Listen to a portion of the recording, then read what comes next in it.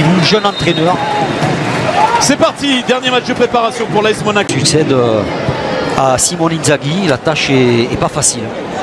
Ouais, la percée de Denis Zakaria qui peut lancer Mika Biret.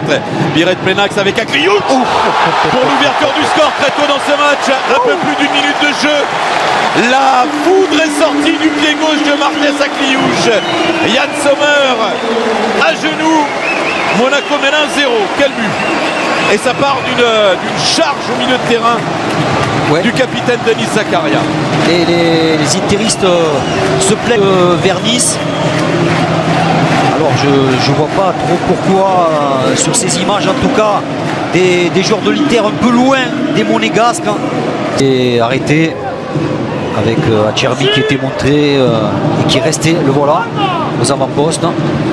Acerbi pour le centre. Lautaro Martinez qui remet l'Inter. C'est lancé dans ce match enfin. L'Inter a réagi. Cette passe elle est involontaire de la part de Lautaro Martinez.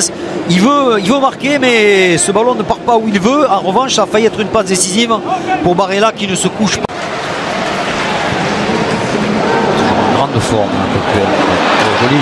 Nicolo Barella encore qui place sa frappe mais c'est Biret qui n'avait pas marqué lors du premier match amical, qui a marqué dans cette maison. Attention, le 1 contre 1, il ne faut pas trop le laisser lui à 1 contre 1. Oh, le crochet réussi et l'égalisation de Lautaro Martinez. L'Inter à 10 contre 11 égalise sur cette frappe contrée de son capitaine. Évidemment, laisser à 1 contre 1 Lautaro Martinez, c'est très dangereux. On a vu avec quelle facilité il allait éliminer Kerrer. Ensuite, avec un peu de réussite, sa frappe est déviée et trompe Radetzky. À force de trop attaquer, de prendre trop de risques finalement face à une équipe qui a 10, ils se font piéger. Parce qu'on voit Caio Henrique là, il est fautif à mon avis, parce qu'il doit sortir sur Lautaro. Et on le voit, il tend juste la jambe de manière un peu nonchalante. Il dévie le ballon, il trompe son gardien. C'est pas suffisant, c'est pas assez agressif. Pas Caio Henrique de Thilo Kerrer, Daniel. Non, mais la frappe est trop molle. Vraiment, c'est presque une passe en retrait pour Yann Sommer.